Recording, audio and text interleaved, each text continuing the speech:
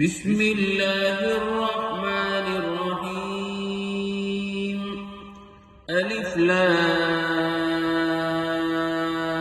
میم ذالک الکتاب لا ریب فیہ ھدی للمتقین الذین یؤمنون بالغیب ویقیمون الصلاة ومما رزقناهم ينفقون والذین یؤمنون بما انزل الیک وما انزل من قبلک وبالآخرة هم يوقنون أولئك على هدى من ربهم وأولئك هم المفلحون إن الذين كفروا سواء عليهم أأنذرتهم أم لم تنذرهم لا يؤمنون ختم الله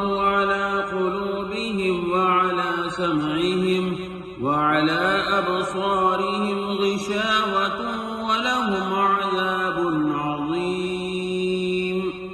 شروع اللہ کا نام لے کر جو بڑا مہربان نہایت رحم والا ہے۔ الف لام میم۔